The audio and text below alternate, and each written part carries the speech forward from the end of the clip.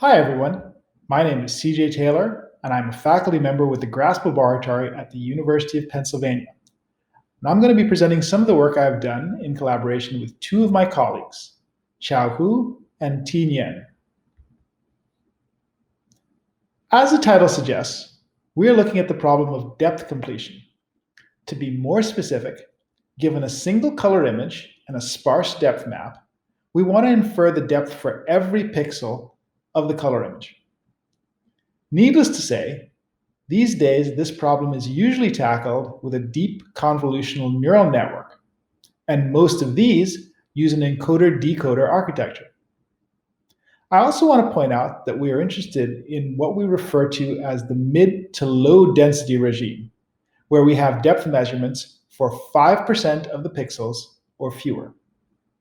In fact, we're ultimately interested in situations where we have tens of sparse samples, or even no depth measurements at all.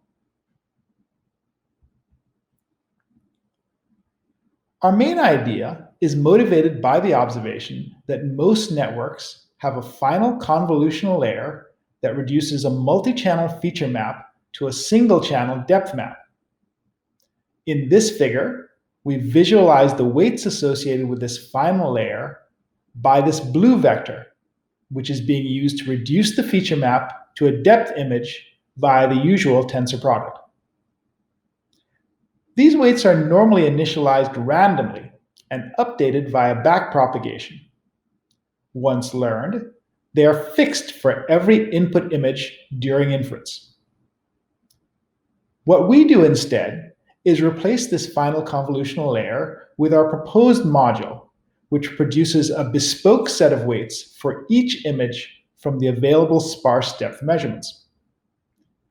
This is depicted in the bottom half of the slide, where we consider the locations where the sparse depth measurements are available, form a linear system by considering the feature entries at those locations, and solve via least squares for the optimal set of weights, W.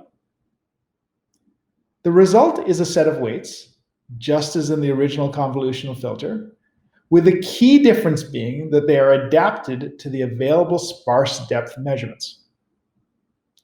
Note that this approach is conceptually similar to neural linear models, with the notable distinction that we perform a linear regression on each image as opposed to the entire dataset.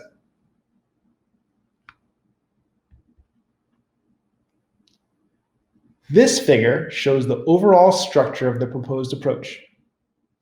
The image data and the sparse depth are provided as input to our encoder-decoder network, which outputs a final tensor with k channels that constitutes the basis set. Our least squares fitting procedure is employed to compute the weight vector that is used to combine the basis vectors together to form the final result. Importantly, we employ a final fixed monotonic function, g, to transform this image to the final depth values. In our case, this function is an exponential, which monotonically maps the logit values, which can range between positive and negative infinity, onto non-negative depth values. Our baseline network is patterned on the one proposed by Ma, Cavallero, and Karaman, which has been shown to produce good results on this depth completion task. The network is a symmetric encoder-decoder with skip connections. The encoder network, in our case, is based on ResNet 18, with parameters pre-trained on ImageNet. Importantly, our approach casts the fitting problem in the logit space rather than in the depth space. In this equation, S denotes a vector of available sparse depth measurements, and T denotes the corresponding set of target values in the logit space. B is a design matrix constructed by stacking basis entries corresponding to the available depth measurements. The W value can be computed using the standard Moore-Penrose pseudo-inverse. Lambda, in this context, is a fixed regularization parameter. The resulting linear system can be solved readily via Cholesky decomposition, which is a differentiable operation. This means that the entire procedure can be trained in an end-to-end manner. To summarize, in this approach, a neural network is used to predict a low-dimensional manifold that captures likely scene structure based on the image data and the available sparse depth measurements. The resulting depth basis is then fit to the available sparse depth measurements to produce the final result. Our work is similar to the CodeSlam system proposed by Davison et al. And the BANet system proposed by Tang et al., which also seek to model the scene structure in terms of a low-dimensional manifold. Unlike CodeSlam, our linear basis is constructed explicitly, and the optimization process is included as part of the network. Unlike BANet, our approach casts the fitting problem in the logit space rather than in the depth space. In practice, we have found that this choice significantly improves performance and neatly avoids constraints imposed by the non-negativity of the depth values. We've evaluated our approach on a number of datasets. This figure shows sample results on Kitty, Virtual Kitty, Cynthia, and the NYU dataset. The last two rows compare the results obtained with the baseline convolutional approach, CONV, with the proposed least squares fitting method.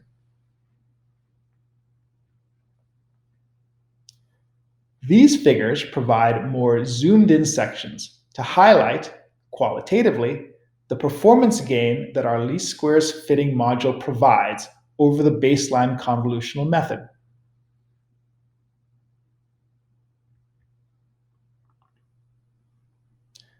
This table provides more quantitative results, detailing the MAE and RMSE error measures on various datasets. We evaluate two different conditions: RGB variance, where the neural network structure is provided both the input image and the sparse depth, and RGB variance, where only the image is passed in. In this table, conv denotes the baseline method with a fixed convolutional final layer. PNP denotes the plug-and-play method proposed by Wang et al. For improving depth completion via sparse data propagation. LSF denotes the proposed least squares fit, and LSF minus denotes a hybrid model where the encoder-decoder network is trained using the baseline method, and then the final layer is replaced with the adaptive fitting procedure during inference. In all cases, the proposed LSF method significantly outperforms the other methods. Interestingly, the proposed method does significantly better than the LSF minus method, which demonstrates that the performance gain is obtained by training the entire procedure in an end-to-end manner, and not just from the final adaptive fitting stage. We argue that these are fair comparisons because the encoder-decoder network structure is the same in all cases. The only changes are in the way that the final layer weights are computed. In all cases, the penultimate depth basis layer contains 60 channels.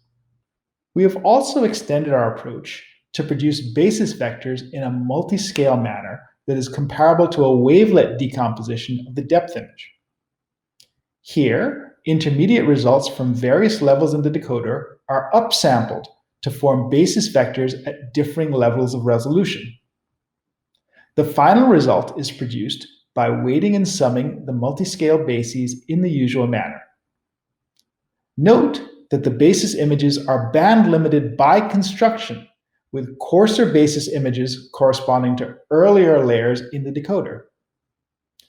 This multi-scale approach is particularly relevant in the context of self-supervised training, where the network is trained to minimize photometric discrepancies produced by warping one image to another, rather than with ground truth depth measurements.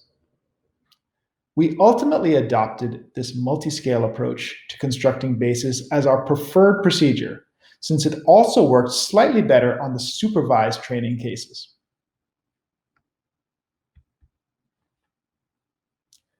This table shows precision results obtained using self-supervised training on relevant datasets.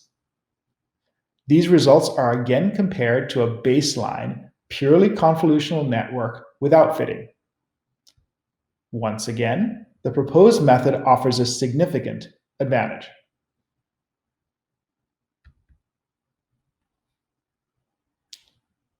We have also developed a robustified version of the fitting procedure by employing an M-estimator framework.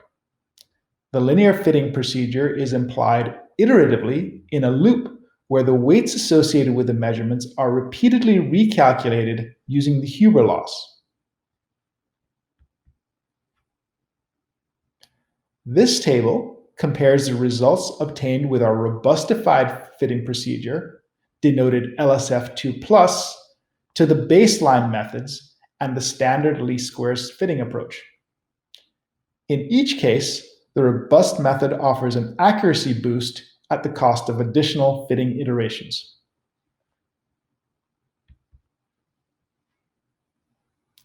Another pleasing feature of the proposed approach is that it trained faster and more stably than the baseline convolutional approaches. This is illustrated by the following TensorBoard traces. The addition of the adaptive layer seemed to allow the training procedure to hone in more efficiently on good solutions.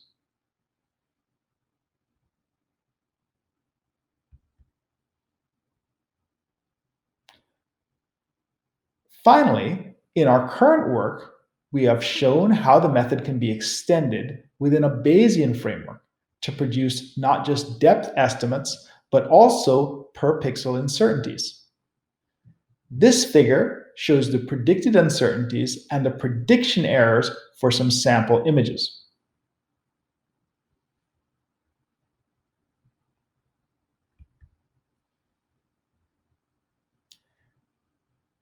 This figure isolates a single row in an output image and shows both the error and the predicted error bounds for our method, the bottom row, and a number of competing approaches. Note that our approach has both low error and an accurate prediction of uncertainty without excessively inflated bounds. In other words, it correctly predicts both where it is wrong and where it is correct.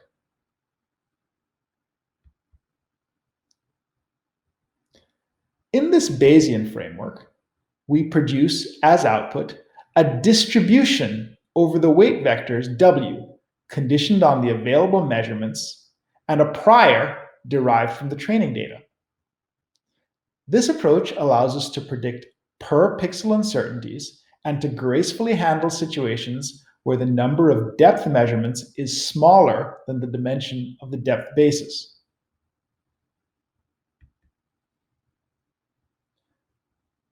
To conclude, we have proposed an approach to depth completion that combines the strengths of modern deep learning techniques with classical optimization methods. The method recasts the final convolutional layer as an adaptive fitting stage. The entire procedure can then be trained in an end-to-end fashion. The proposed fitting module can be used as a drop-in replacement for many other networks. The approach has been extended to produce both depth estimates and calibrated uncertainties, which allows us to predict both where the network is likely to be correct and where it is likely to fail.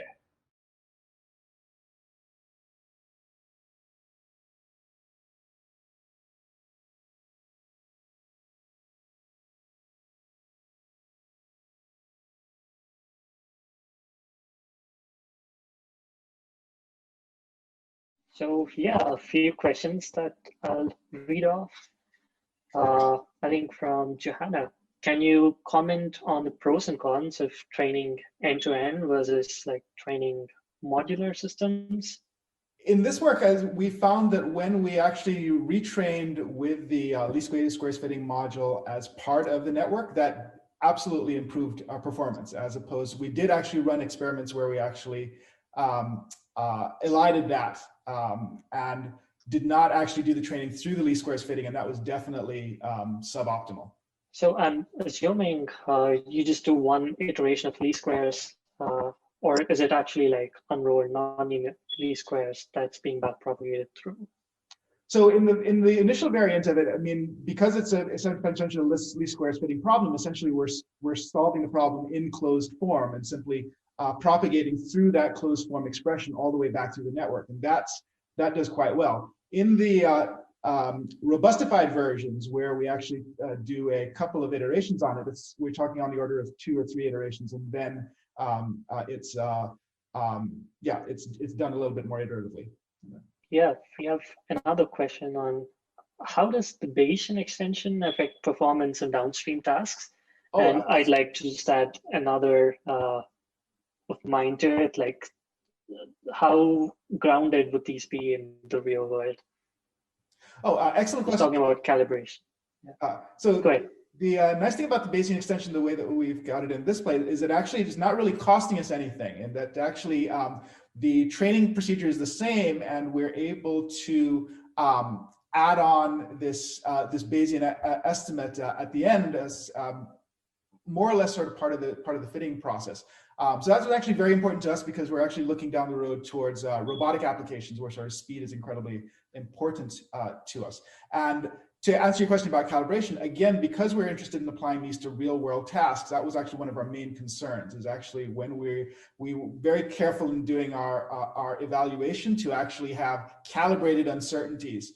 So we're actually speaking about uncertainties in the form of ultimately depth values, though of course our fitting is done in this logit space, which is one space removed.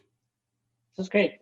So yeah, another question I could take perhaps the last, if it is, how does the performance on these depth estimation tasks vary based on the data set, and how do these transfer to real world? Again, excellent question.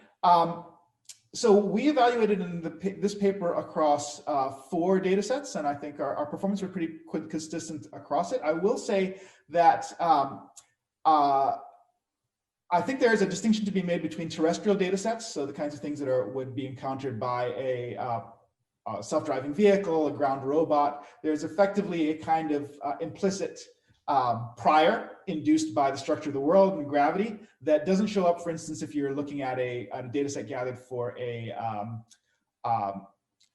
flying vehicle. So for instance, a data set like Tartan Air, I think we've seen has similar performance. The overall trends are the same. The relative performance of methods is the same. But I do think that sort of more time and attention could be spent on some of these data sets that maybe introduce new and different sets of depth priors. Yeah, that sounds great. And I don't want to take away a lot of your time. So thank you so much again for recording this talk and for joining us for the Q&A. We hope to see you for panel discussion this evening. Thank you very much. So this is how we're going to run this panel. I would like a quick round of introduction by everybody, and then just say your name. And then what I'm going to do is I'm going to come back to each one of you, have you give an open remark on what do you think differentiability is useful and why not, the alternatives such as just simply computing the gradients. Okay. All right. So everybody knows who's who. CJ, do you want to start? Just say who you are and you know where you are. Hi, I'm CJ Taylor. I'm with the Grasp Laboratory at the University of Pennsylvania. Great. Bethany? Hi, I'm Bethany Lesh. I work at Argonne National Lab, specifically at the Leadership Computing Facility, which is our supercomputer facility. Okay. Wami, go ahead.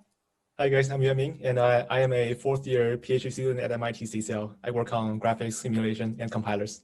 Thank you. Andrea? Hi, my name is Andrea Tagliasacchi. I'm a research scientist at Google Brain, and I also work at U of T. Okay, great. Peter? Hi, I'm Peter Battaglia. I'm a research scientist at DeepMind. Thank you. Dan? I'm a graduate student in the Center for Theoretical Neuroscience at Columbia, and I came to listen to you guys speaking. All right. And Joanna? Hi, I'm here, but I'm an organizer. I'm just helping moderate. Okay. Kelsey? I'm similarly here, but I'm an organizer helping moderate. Okay. All right. So what I am going to do is, once we have a very brief introduction, I am going to just pass the mic to each one of the panelists and have each one of the panelists share with us their personal perspective regarding differentiabilities and, versus other alternative approach. Okay. CJ, go ahead, please. Okay, wonderful. So I guess what I'll do is actually echo a point that I heard in your talk, because it resonated with me. As at Grasp Laboratory here, we work a lot on robots, actually stuff at the intersection of computer vision and robotics and the like. So this concept of being able to build differentiable models to help us model actual robotic systems that we have. So for instance, these legged systems that are walking around in extremely complicated environments where we don't have wonderful models to begin with. I think it opens up the opportunity for us to both learn models that are have better predictive properties, but also allow us to get at control, which is what we really want to do. Is how do we have really performant systems that work in a lot of these environments where our existing models are, quite frankly, at this point, less than adequate. Thank you, CJ. That's a very brief introduction of your perspective. Okay. I Thank figure there's you. a lot of people.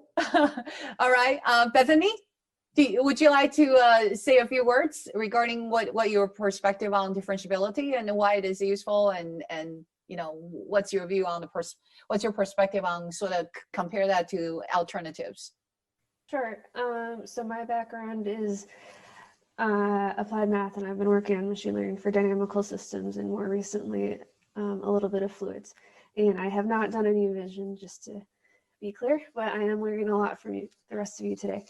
And I really like the idea of being able to integrate your physics simulation with your machine learning as an end-to-end pipeline. And I've definitely had personal experience with estimating gradients directly from noisy data can really amplify noise. So it's great if you can analytically compute gradients. And something I'm thinking about today is that our supercomputers, we have computers coming that are going to be primarily GPUs, and I'm wondering if differentiable physics approaches to simulations could take advantage of the GPUs. I think so. I think it can. And that's definitely another direction that we can move toward as a community. Okay. Wang Ming, would you like to go ahead and say a few words? Sure. Yeah. So first, I would like to answer Bethany's question. So, can differential physics leverage GPUs? And the answer is yes. We do have a Tai Chi system that can generate code for both CPU and GPU system. And you write the code in Python, the compiler will generate GPU code for you. So it's an easy way to somehow leverage GPU resources nowadays. And my perspective on differential physics is that, first of all, I really like it. And we have seen for certain problems, by utilizing the analytical gradients, the optimization will just run ridiculously fast. And compared to reinforcement learning, we have clearly very, very huge advantage here regarding exploitation of existing strategy. But there is one thing that I want to highlight, which is according to our experiment, we do find that differential physics tend to get trapped in local minimum, just because now we have much more accurate gradients. And if the real gradient is zero, then it's zero, which means you're not making any progress there. So that's one thing. And the other thing I think differential physics can actually help us solve is on more the connecting virtual and reality world side, because nowadays a lot of people, especially robotics people, are really, really interested in how to reduce the sim to real gap. And apparently differential physics allows us to somehow combine the real world data from the real world experiments with the simulation data. And by doing this kind of optimization, we can do hybrid simulators that can close the sim to real gap. That's my humble point. Great perspective. Thank you. Leon, are you there? Yeah, great. Okay, we got you. I am here, but I'm meant to be just an organizer. I do have my own opinions about these things, but I would prefer to just maintain my impartial organizer status. If that's okay. Okay. Actually, talking about organizer, I forgot to introduce one person, but I think that person doesn't need introduction, and that's Krishna. Everybody say hi to Krishna. Okay. All right. Thank you, Leon. Okay. Actually, you know what? If you are here, you cannot escape. We are going to come back to both of our organizers to ask them for their opinion at the end of this. but we will reserve the space for them at the very end, the honorary position. All right, Peter. Yeah, thanks. Yeah, so I mean, I guess I would say that you know, optimization is it's some kind of search process, and differentiability offers really efficient ways of you know, can drive algorithms that are very efficient at searching. And so, again, I think that's underneath a lot of what, you know, the benefits of, you know, say you know, even just training neural networks with backprop rather than some kind of like reinforced algorithm, right? This is the root of that. But another thing that I talked about in my talk that I think is an important thing that we can sort of exploit about differentiability and auto differentiation is like I was showing a few projects where we're taking physical relations from physics that sort of relate, say, like the partial derivatives over spatial quantities to the time derivatives, and we can sort of efficiently calculate gradients using JAX or TensorFlow or whatever, and then and put those inside our model, so we can sort of exploit these inductive biases from physics very easily with a few lines of code, and then we can do things like Hamiltonian mechanics, to sort of, you know, build that into our model. And get all sorts of, you know, energy conservation and different types of generalization that we're interested in. And just the last thing I wanted to say, addressing what Yuan Ming said about the sharp gradients, I think that an interesting direction we should be thinking more about, and I mean, some people are thinking about this, I think, and thought about this for a while, but yeah, like these really accurate models with these kind of like very detailed gradients, if we're trying to optimize something, that's not actually what we want to optimize. What we want to optimize is a convex function that happens to have the same global minimum as that function, right? So I think that thinking about how to, you know, take very accurate forward models, or maybe even knowledge of the gradients of those, and come up with other models that are going to support even more efficient search could be, you know, very good for us in the future. So that's all I would say. Thanks. Thank you, Peter. That's really interesting thoughts. Next, I think I'm going to go to Andrea. Yes, can you hear me? Yes, go ahead, yes. Please. I guess my perspective is a bit different. It's less from the physics side and more from the robust computer vision side, where I both work with estimating noisy gradients from data, as well as more analytical gradients from whatever forward process you have. I think the most interesting thought in regard to this particular topic that I have is actually via meta learning. So I think meta learners are something that is particularly this year becoming a bit more popular, I guess, starting from the vision side, in being able to estimate gradients by examples. And in that sense, basically you have stochastic estimates of gradients, but then at test time, they actually behave in a very smooth way. So it reconnects a little bit to what Leo was saying a couple of seconds ago. So that's what I think is an extremely interesting part. Is like there is this divide where you could do it by full differentiability or just gradients, but it's actually not true. There is a continuum in between the two different domains, at least in my side of the problems. But interesting perspective as well. Great. So Georgia, would you like to say a few words? Actually, we missed your introduction, so please, you know, state your name and your current affiliations, and then, you know, your perspective. Sure. Yes. First of all, thank you for inviting me, and hi to everybody else. So my name is Georgia. I'm a research scientist at Facebook AI Research. I have been and I am still a computer vision researcher, so I care a lot about computer vision problems, in particular object recognition.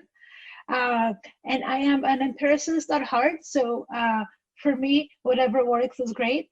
And so in terms of that and trying to make object detectors and recognition work better and better every day, we have been exploring whether differentiability in 3D could help us with understanding 2D and not just for 3D tasks. And this is, I think, my interest and why I am here and the perspective that I have. The verdict is not out yet. We don't really know how to make our detectors and recognition systems work better.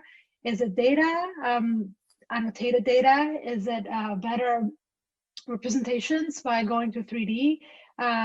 Is it better optimization? We don't know, but we're exploring. And this is what I'm interested in. Okay, great.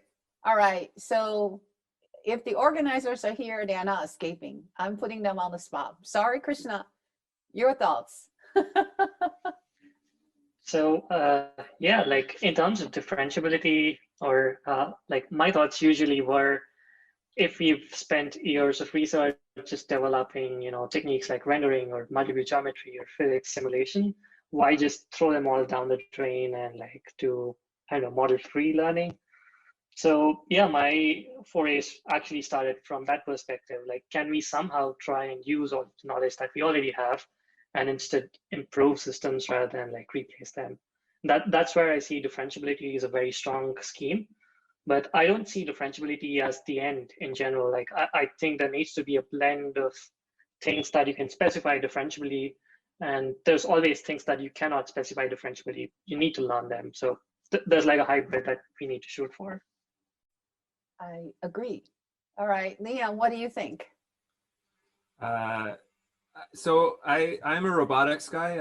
I'm a prof at the University of Montreal, and I'm actually Krishna's advisor. And so, I mean, the hope here is that, I mean, what we've always wanted for representations for robotics is that they're task informed. And I think that the real hope here is that the tools of this community can provide us roboticists with methods and methodologies by which we can take performance on an end task on some metric and feed it all the way back to learn perceptual representations. And that's a lot of what the research that that Krishna is doing is about. And I think that this is a super powerful thing. And then I also really like, I think it was CJ who was talking about, or sorry, maybe Yan Ming, talking about this, the sim to real element of this, and how now if we can get these backproppable tools like physics that we can actually optimize simulators for directly to close this sim to real gap, this is another like extremely powerful thing that could have real applications for robotics. So I would almost consider myself more as like an end user of most of the technologies that are being created by the panelists in some sense. Great. Okay. All right. So I am wondering if the panelists can comment on what do you think, what are the name your dream application that you think can sort of unify. I think I already started mentioning some of that in my comment when Krishna asked me. What are the possible application? So let's kind of start dreaming together. What are some of the possible applications that can unify vision, graphics, physics community together that, different community with different background can achieve together, and machine learning, of course, right? That cannot possibly do alone by itself. So what are some of the dream possibility and application that you can think of? Based on sort of the conversation that we have so far, that you think will be really exciting and challenging, and that actually require vision, graphics, physics community to work together. I'm sorry, machine learning. I keep dropping it out because it's kind of taken for granted. Everybody is using machine learning now. So how can we, these multiple community work together to advance one or two or three or whatever X number of application that is not possible earlier? So I'm going to put, I'm going to just kind of go around in a round robin fashion, going to put CJ as our first. I'm going to put him on the line and ask him to to share with us his thoughts. Okay. CJ, go ahead. I think this is actually something that Georgia picked up on, but this vision, no pun intended, the idea of the vision being sort of the inverse problem of graphics is something that I think, you know, has been around as an idea in the community for quite a while. But I think the kind of techniques that are being discussed here, where, as you said, there is graphics acting as this forward engine, but then allowing us to interpret images in terms of being able to use these tools to actually pull back out meaningful or salient representations, I think is could be a fun thing to take another crack at. Okay. Shall I go around one by one, or is there anyone who want to jump in? Can I jump in? Yeah, go ahead. Yeah, so thanks for letting me jumping in. So actually, I have 2 things on this. I still believe that robotics application will be a really great application of what we have developed here, including differential vision, graphics, and differential physics. Because I think nowadays a lot of robotic applications are still based on traditional control methods, and apparently, as we have shown in our recent work in differential physics, we can already just use brute force gradient descent to, on one hand, first make robotics training much faster, because now using gradient descent, it converges 1 or 2 orders magnitude faster than reinforcement learning. And secondly, I do believe that somehow closing the sim-to-raw gap can be one very meaningful application of differential physics, because there are just so many ways to inject errors in physical simulators. It could be one model that doesn't really reflect the reality. It could be one wrong physical parameter that is system identification. It could be something numerical errors where a deep neural network can actually correct. So I think those 2 topics, like accelerating learning and closing sim-to-raw gap, are what differential programming is really good at. And I think both of them have great applications in robotics. That's my 2 cents. Great. All right. Anyone else want to jump in next? I'll say something. Okay, go ahead. Go ahead, Peter. So I think the most important problem in AI is construction or tool synthesis. So I think partially is because I might be biased, but I think this is also one of the most important parts of human intelligence. I think it's sort of what, in some sense, distinguishes us from other forms of intelligence. And I think that when we try to attack the problem, we start to think about what does it take to build some building, or even just like fix something that's broken in our house.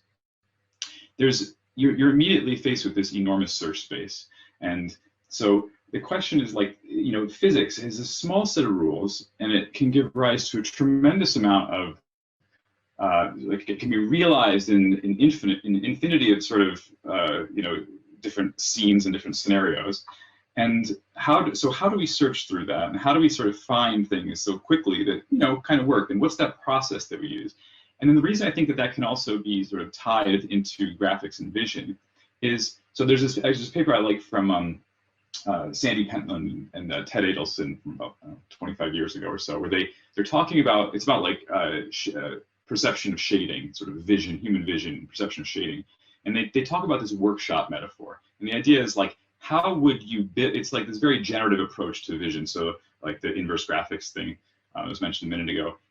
How would you build this scene out of components? Like, how would I build this scene out of, I have a phone here and I have like a book over here. So in some sense, it really is also a construction process, even to form an interpretation of what's around you.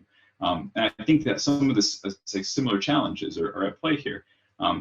And this is an old idea, right? Of course, like even like people like Irv Rock and perception have talked about this for the logic of perception. But I really think that one thing that we probably could spend more time on in machine learning is thinking about representations that support sort of a lazy, almost sparse generation of structure and of hypotheses or solutions, because that's really how the world is organized, and the problem that one of the most important problems that humans face, and that I think we need for AI. I think vision, graphics, and physics have a lot to, like, learning and exploiting knowledge of these things has a lot to say about that.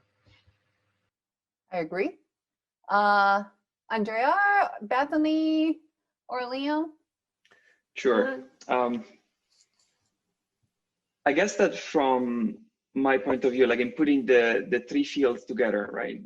Often I ask myself the question, I look at my daughter and ask myself, she has, when she was 1 especially, she can navigate in 3 space without any problem. She can grab objects, manipulate them, perform significantly better than any robot that you've ever seen.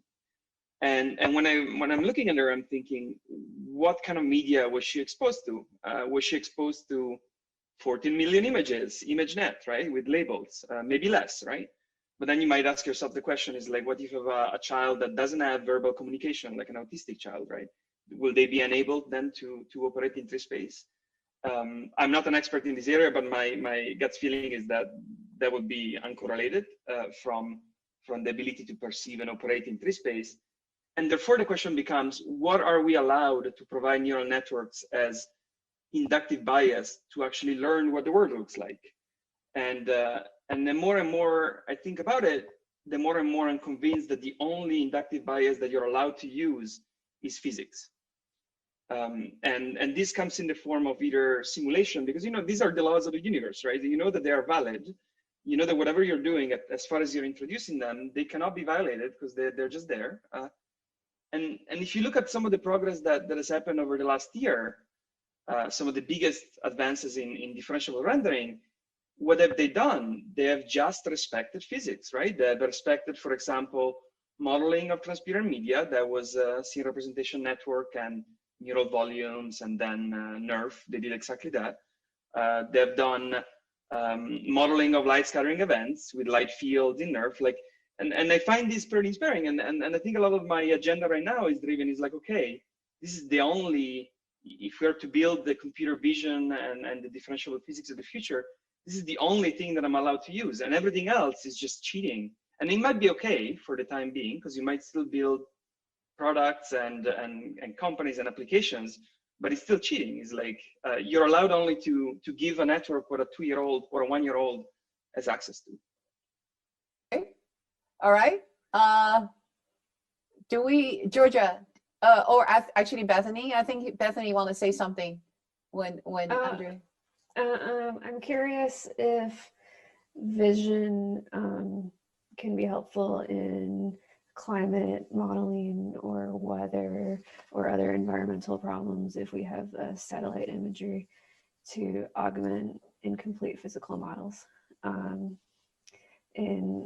something I'm curious about, but I am not knowledgeable of the available imagery data sets. I would imagine so. I would imagine so. Of course, climate, it's now you're talking about, you know, large scale eddy simulation. So it's much bigger. And that's actually an area of a tremendous potential, because we're looking at climate change at a global scale, bigger than ever before. That's really a great application. Yeah, and I will say I'm aware of early work that's been done, for instance, in looking at satellite imagery to try to estimate fluid flows and the like. But I can certainly see an application for marrying this with a physical model underneath it to help us do a better job of interpreting that kind of data. I think that would be a very profitable line of research. Yeah, and that's really, I mean, that's an area of potential impact at a very large scale. I mean, we're talking about global scale, right? The world scale, and it particularly combined with, like I say, large scale eddy simulation that kind of track how the fluid flow of atmospheres and how that would evolve together with just centuries of data. And I think that it would be really kind of interesting. I just don't know anybody who's working on that, because this is many of the work in this area, it's mostly done by people who are in academia and industry research labs. I don't know how many, I mean, of course you are, in national lab really are thinking about taking the latest research and really pushing it forward, to solve some of these really important problems at the national and the world scale and the earth scale. So that potentially will be of tremendous impact. Yeah, the national labs are definitely talking about how to use machine learning methods on these kind of climate type problems, but I don't know about from the graphics or vision perspective, if anyone's kind of crossing those fields. I'm not aware of any. I mean, this is just, I mean, this is why the panel discussion is so interesting, right? Because we all bring our different perspective. So this is really, really interesting thoughts. Okay, that is, keep that thoughts. We'll follow up. Georgia, would you like to say a few words what you think are your dream application? Yes, of course. I mean, a lot of the things that people have said so far also are part of my interest as well. I'm also trying to, like, just from what Bethany just said, it's always, I think we should actually be thinking more globally in terms of what it is of these applications and what it could be of impact. Of course, we all want to, you know, build models that operate like the human brain, that like they're very intelligent, and this is something that we might achieve, but we also might not in this lifetime. But there is definitely a lot of good gain from building models that tackle problems that are beyond the scope, like climate change, ethics, all these topics that are sometimes less brought to the forefront. So there's something that I would like to see more of. I would like to see more attention and more examples and more research on these type of problems that affect all of us right now. And then like, I think that I would like to, based on what Andrea just said, you know, how do we envision of training these systems if we want to reach this golden standard of I have now trained like a human brain or like another brain of that level of understanding. And I'm not settled yet as to what is the right approach, whether we should simulate how humans learn, or whether we can take a just different approach. You know, humans had like billions of years to establish how they learn. It doesn't mean that we need to stick to that. There might be other avenues, other paths. Not that what we're doing right now is anywhere as effective or as pretty as how humans learn. That's like very far from reality. But these are all sort of the questions that go in my head and what I would like to see us tackle in the future. Great, that's good. That's great. Leon or Krishna? Leon, go ahead. Do you want to say a few words? Hi, sure. Yeah, like I really like what Andrea was talking about. Like I have kids too, and looking at your 1-year-old, and it's amazing. And I also remember seeing these videos of like crows solving incredibly complicated little problems to get seeds or whatever the crows eat. I don't know. And what was amazing about those things, particularly to me, was that they all involved notions of intuitive physics. Like they needed to understand that some things flowed, and or that they could use a stick and pry something up, or that a rock has weight and that it would actually cause something to happen.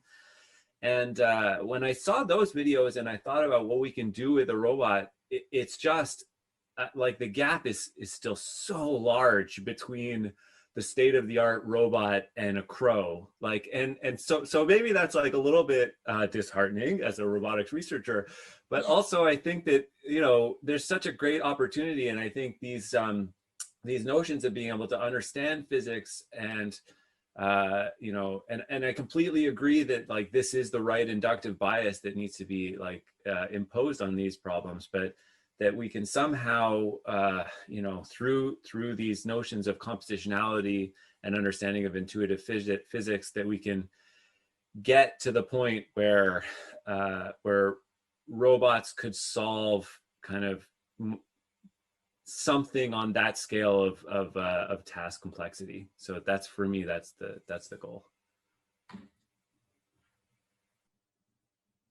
Great. And Krishna, do you want to say a few words? What do you think? What are your dream applications? I mean, there's plenty, but to be really brief, I think I'd really love to see all these communities working together. It seems like a lot of these goals are shared, but the kind of work that happens is very, very disjoint. And that was the motivation behind this whole workshop, to try and see if there are synergies, like can the differentiable physics and rendering communities interact. We've already started seeing that a bit, and we've also seen synergies between the computer vision and differentiable rendering community. So yeah, I'd like to see all of us working together. Okay, we'll be starting to write joint paper after this, right? Okay, sounds great. Okay, anyone else want to, did I miss anybody who want to say a few words about what are their dream application? Or even audience? You can always chat. Okay, if not, we're going to move on to the next question, which is, do you think differentiable pipeline or programming will make model-free methods obsolete?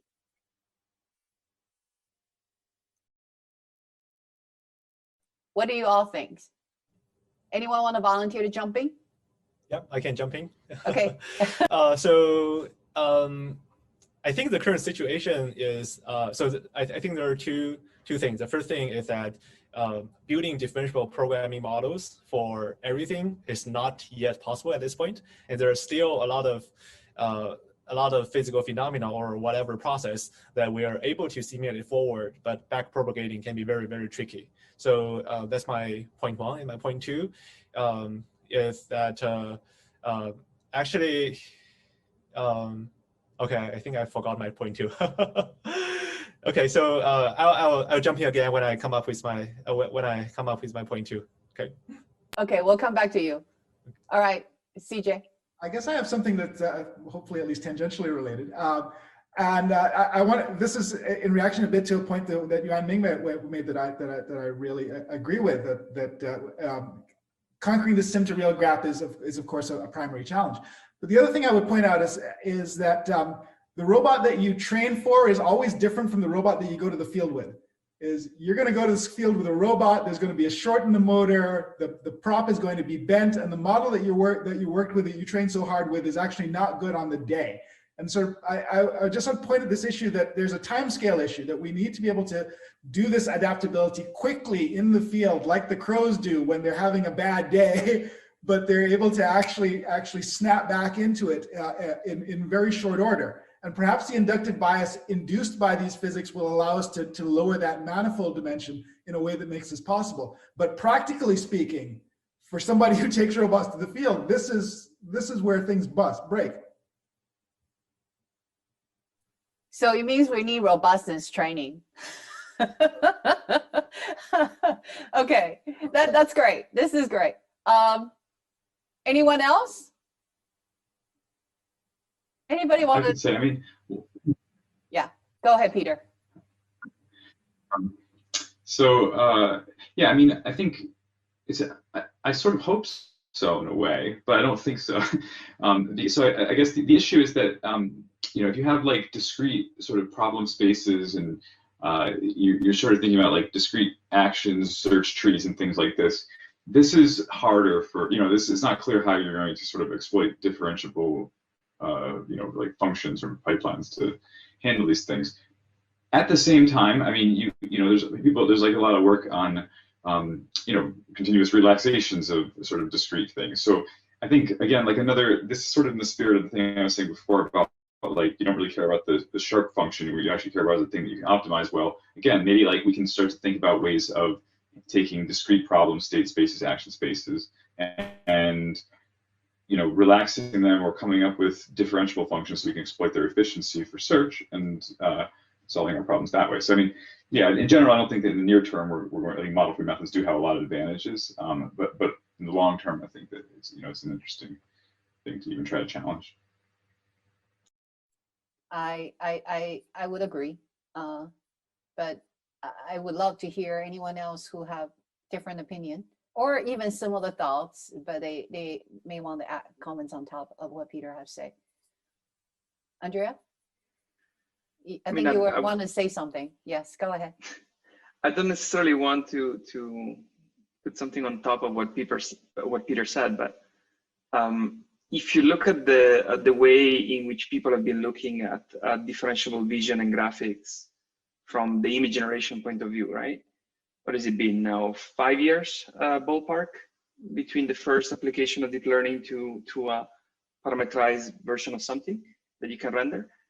And as of this year, we are model free, right? So we still have a model, but this model can be learned in a way that is completely oblivious to what you're actually representing. It has full representation power, and it doesn't matter what you're looking at. It's still going to be able to do it up to a certain precision, right? So I think that if I were to ask something from the people working on differentiable physics, would be, if it was me working, I do have a bit of background in physics, but very little. But if it was me, I would ask myself, is like, okay, can I take everything that I know from physics, like stress tensors, and can I take deformation gradients, and can I take Newtonian dynamics, and can I now apply to a representation that can be learned completely from scratch without relying on any instantiation of topology, of dynamics, or anything? It's just like, you give it examples, and then it just picks it up. And as far as you've exposed it to enough examples, it will be picked up. So essentially the same thing that happened to graphics and vision over the last 2 years. Yes, 2.5 years, according to when you count. But and I've never seen anything like that. Like we know that these perceptron actually represent surfaces, but do we have a model for the formation of a surface that is actually not represented by a mesh or a voxel grid? No, we don't. I think that's a super interesting direction where I will be thrilled to see some progress. Interesting thoughts. Very, very. It's very. I would agree as well. Leon or Krishna or Georgia, Bethany, anyone want to follow up? Oh, Huaming, did you figure out what your number 2 was? So I totally forget my point 2, but probably I can talk a little bit of my point 3. So yeah, so my point 1 was about for certain simulation, it's either non-differentiable or we don't know how to differentiate it. And I think because I also work on compilers perspective, so I also care about performance. So it's often the case that for certain simulators that we know how to do very efficiently regarding forward simulation, but for backward simulation, there are always a lot of issues on computational efficiency. I think as Professor Lin just showed that certain simulators are just not as efficient as people might think, and also the memory consumption can be one issue. And so that's why I do believe that developing high-performance compilers that are more suitable for modern computer architecture and suitable for certain problems is super important, because only if we scale up the simulation resolution to a very, very large scale can we reasonably good approximate the world. And I do have a point 4. So the point 4 is why I do think probably sometime in the future people will like differential physics. So that is basically because I do think human brains has something like a built-in differentiable physics inside. Just because recently, there's COVID, and when I'm outside, I cannot touch anything. So I can always magically come up with ways to operate stuff without touching anything. One example is that now I learned how to gently operate the elevator using my knees without using my hands. And also, if I want to open the door, I learn how to use my elbows instead of using my hands. So if you look at reinforcement learning, it will take a lot of trial and error to for an agent to learn how to do that. But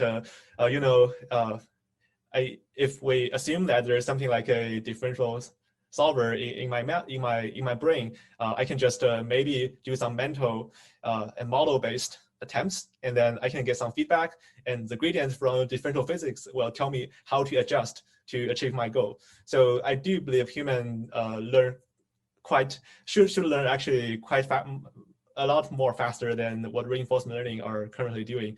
And I learned that lesson from George Tenenbaum, and he always says that he doesn't believe like he does believe that human has very strong power, and human learn things very, very efficiently, and there should be a reason. And maybe to some extent that reason is differential physics, and we would definitely want to adopt more systems that are differentiable in our learning pipeline so that we can learn much more efficiently. Very, very interesting thoughts. All right, do we have anybody who agree or disagree? Anybody want to follow up on that? That's a very, very interesting thought. Does our brain think like a differentiable physics or differentiable vision? Oh, we have a differentiable mind. I guess I could jump in. Yeah, please go ahead. Not to Georgia. answer that question, I don't have that answer, but mostly to sort of, it's a question rather than a statement, is how will we know? So how will we know if this is the case? So what I'm trying to get to is, let's say that we focus on this one task and we manage to train a system that maybe does this and figures out just how Yaming said, how to just adapt or how to do the same thing in a variety of ways. But we ultimately don't really have a test bed to evaluate whether we've actually learned to think or to perceive or to understand like humans. So I guess the question is, how will we ever know whether we're making progress when we are definitely operate as researchers, we operate in a very task-driven way. We define little tasks, little goals that we want to achieve. So how will we ever be able to know if we actually have unlocked something? I do have something to say on that, if I am not talking too much. Go ahead, please. Yeah, so I do believe that we would do something like ImageNet for computer vision, and we do need a very, very nice physics benchmark data set so that people can have a consensus on at least compare what kind of what kind of learning method on differential physics, at least we can evaluate different methods on differential physics. We need a common evaluation standard so that we can really push the field of somehow combining reinforcement learning and differential physics together. So at this point, I think the issue is that differential physics are still somehow maybe mostly in the graphics and physical simulation community, and this is kind of a little bit of isolated from people who are really doing learning and robotics. And I do think that's why we need to gather here to talk about future solutions.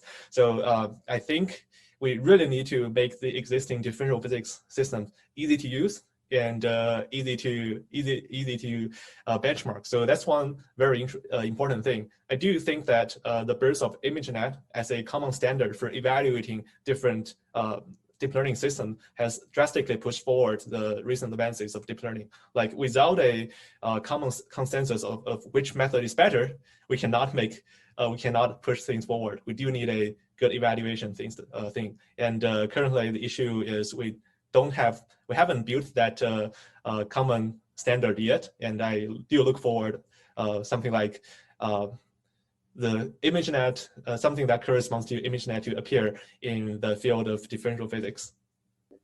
That's definitely a really interesting thought, and I would argue the same probably would apply to even robotics, where RL has been used extensively.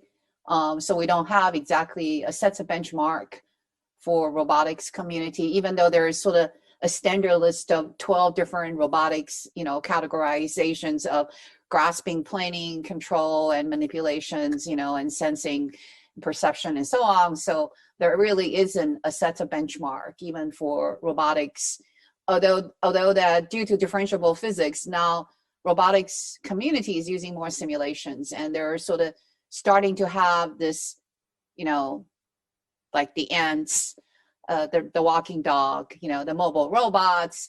So there are some of these models are coming up. So I do think there's a lot of potential there. And vision, it's sort of tying currently to ImageNet, but in the real 3D world where you really need 3D vision, ImageNet is still inadequate, right? Because the 3D world is much bigger than what ImageNet has captured. But that's really a tremendous it comments that I think that we do need some sort of benchmark in every single community, and that's definitely worthwhile to sort of explore. Now, do we have anyone else that want to comment on whether we think that differentiable pipeline is going to make model-free methods obsolete? I think there is some sort of consensus here. The question, it seems like the answer is no, predominantly. Am I correct? Or do we have somebody who want to argue otherwise? No, we are going to make the differentiable pipeline is going to make model-free methods obsolete. I haven't heard that yet. Okay, if not, we're going to move forward and say, how do you see differentiable method being used and applied in the wild?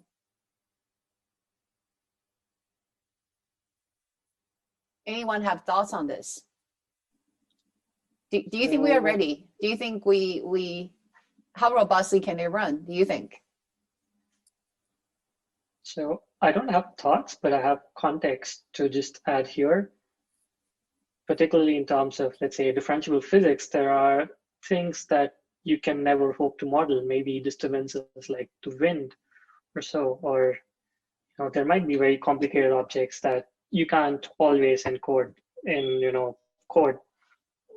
And even in rendering, you're always faced with something that's different from the real world. There's always some residual you can't hope to close in. So I guess that's a very interesting thing to consider. Like, do we want these systems to run ready, in the wild on real data, or do we look at other midterm transfer solutions, like you train in simulation and then try simple real transfer? I don't know. Yeah, just opening up more thoughts. So just some random thought. So maybe surprisingly, I have to say, in many fields, even for physics, simulators are not accurate enough. There are many reasons people can introduce errors in forest physics, including discretization errors and inaccurate model assumptions, and also wrong boundary conditions and inaccurate physical properties. There are many issues, even in forest simulation. So I think, given that, it's fine to tolerate some current learning issues of differential physics or differential programming tools and adopt that in current learning system, because there are a lot of issues in forest physics simulation, but there are a lot of people already using forest physics for computer-aided engineering, for reinforcement learning. So I think I wouldn't say we're 100% ready, but I think what is exciting in the academia is that people are always eager to try new things, and that's why we call it research. Yeah, Here, Peter? I'll say something. So yeah, so I think that this is something I think about a lot, like how we're going to take a lot of the stuff I showed. We're taking these simulators and we're training some neural network on to mimic a simulator, but that's like sort of easy compared to having something that learns about the real world. And I feel like I haven't really had sort of come to a decision about how we should approach this problem in general. So one thing I've been thinking recently, though, is so I think, just to say, as background, I think a lot of times, for a while, I've been thinking, how do we turn the world, what we perceive with our eyes, into objects and different things that you actually find inside a physics engine? Because that's what we need our models to do. And the more lately, I've been thinking something different a little bit. That instead of thinking about it as it's just a series of representation transformations. So we have whatever our sensors are, collect some image, grid, like a regular grid of little pixels, whatever, volumetric data, whatever it is. And the question is really just, how do we stage, how do we have a stage of transformations into representations that we want? And what I mean by want is the thing that's going to help with our downstream tasks, like was discussed before, or be efficient computation or efficiently learnable. So I think that I'm really starting to think about kind of resource rational, or kind of economically rational way of thinking about how we can just go right from the sensory data all the way through representation and really try to bring in cost of computation, cost of learning, and the cost of whatever your task cost is. And the last thing I'll sort of say on this is, I think it's kind of interesting to think about what scientists do. So like a physicist has a model of the universe or something, and or at any scale, a model of water and particles and things like this.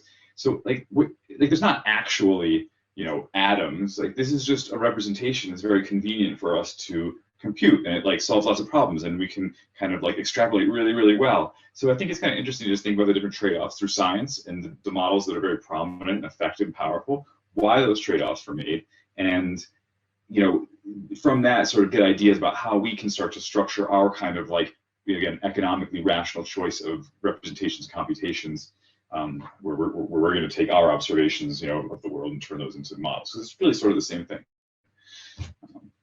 That's all. I think that's really that's correct, and I think a parallel analogy is probably like autonomous driving, right? We are putting these neural network trained learning to drive module on the street, dealing with the real world. And most of these scenarios are all capturing the very clean data using very clean model.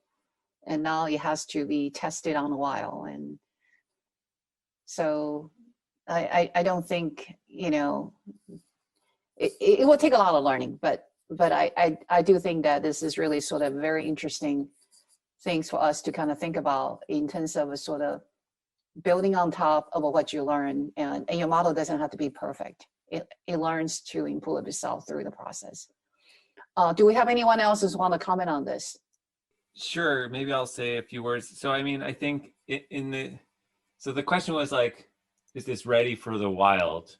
And I mean, there are some things that are already out in the wild, and they involve differentiation.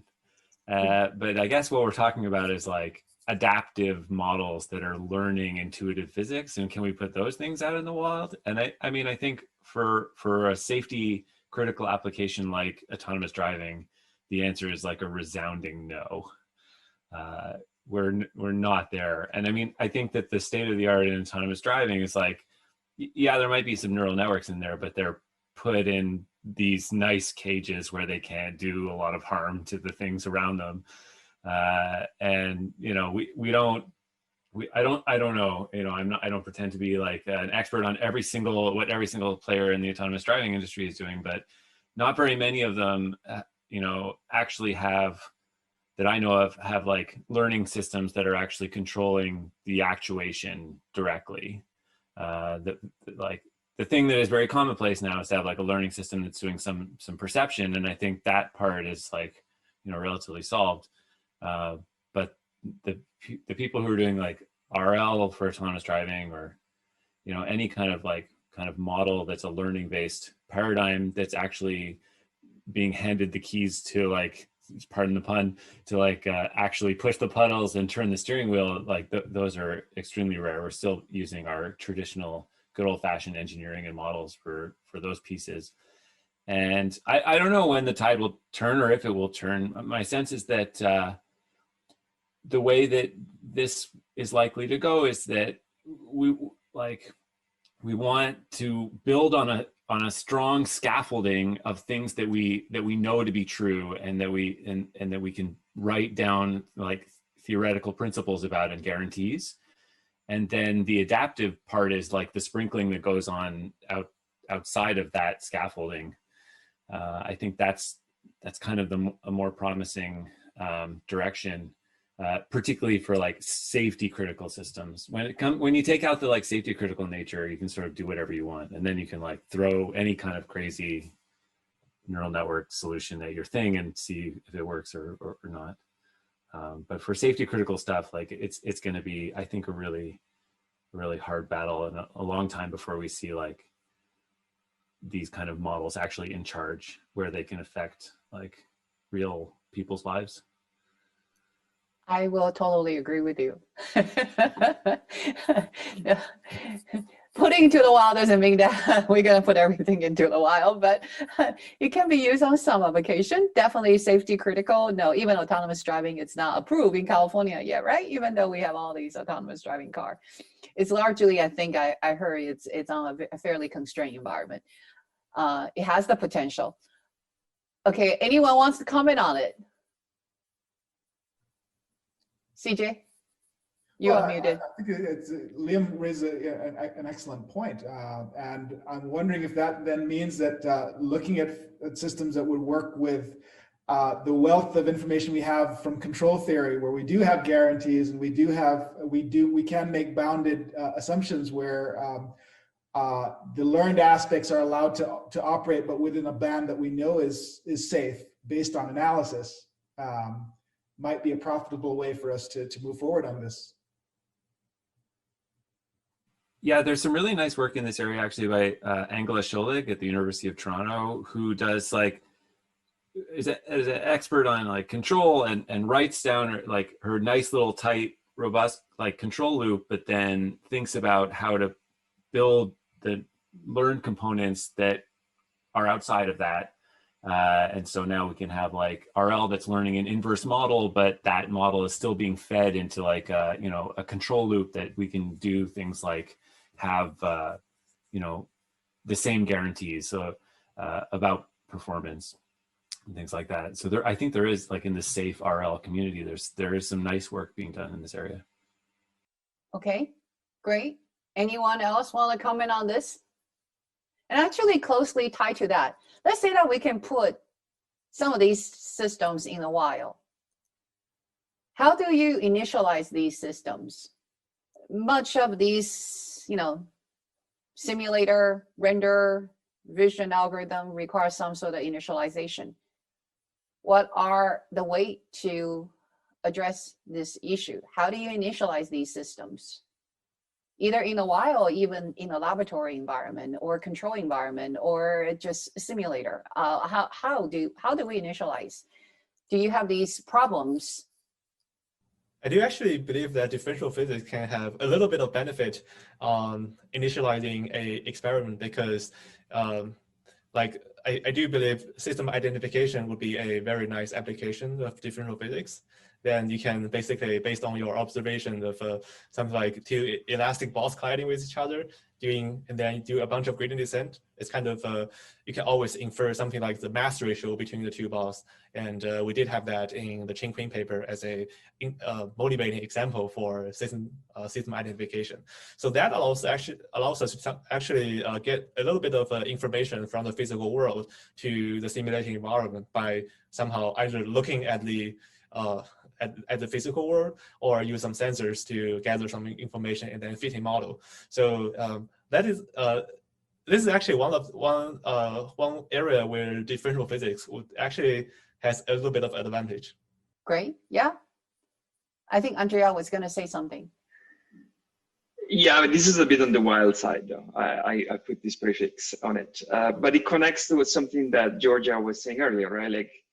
Humans had a long time to learn how to behave in the environment, and now you can actually even go to the animal world where the claim is not as wild, but there is behavior that animals have that are driven by instinct. And now you have to ask yourself, what is instinct? Because instinct is nature, is not nurture, and therefore is pre-programmed in the brain. So, and this ties to your what initialization you give to the system. So it's not inconceivable that our visual system and our motion control system are somewhat weakly initialized to nudge you in the right direction. I do not know to which degree, but definitely in terms of just behavior, instinct is exactly that, right? Just born animals know what to do without any supervision immediately, right? There is fawns that just come out of the belly of their mother and just start walking. And how do you explain that if there's not some form of memory passed down through generations? So, but again, this is wild, right? In the sense that we have no idea how to model this, and this will mean some form of memory in between generations of networks that you train. And the closest thing to it will be federated learning, where you have these remote model that you update slowly over time. But I think it's pretty interesting. But it's completely wild. It's like I have no idea what I have no theories on how to do it. Well, on that thoughts, unless anyone else is on that have comments, that I think that's a really interesting thoughts that I think we can sit on and think about, and we'll come back next year and we can debate on this, or we can debate over drink afterwards. Okay. I would love to follow up with each one of you individually. We have some really interesting discussion. I think Georgia has to leave already. Also, we have poster presentation coming up. So I would like to sort of, ramping things down. I want to thank you all for an extremely interesting and stimulating and exciting discussion on all these really interesting questions. And I wish we had more time. Unfortunately, we already kind of running behind schedule and the poster presentations are waiting. So I want to thank you all for taking your time to chat on this panel format. It has been fun. And I also want to thank Krishna and Liam again for organizing the workshop. So we will follow up through emails or other informal discussion offline. Thank you all for participating in the panel, and thank you all for all your interesting contribution and sharing your thoughts with us in this panel. There's also Joanna and Kelsey who are the real organizers. I didn't really do much. And then there's other organizers who are not even here, like Victoria. Victoria, Kelsey, and Johanna, I think really shout out to them. It is they who did like a ton of the heavy lifting. I was probably just, the face, but they did all the work, and it was really nice trying to put this together, and it was nice to just go through all of your talks and have this panel discussion. And yeah, thanks so much for contributing, and thanks for joining, taking the time. And I know it's pretty late in a few time zones from where people joined in. For instance, like Peter, it's probably too late for him. And yeah, thanks so much. We're soon going to start off with a poster session on GatherTown. So if any of you just wants to hang around, chat, anything light, feel free to join us. And we've got very interesting submissions to feature in the poster session. I guess Johanna will do a quick 2-minute walkthrough of how the GatherTown looks like. All right. Thanks so much again. Thanks, everybody. Thank you.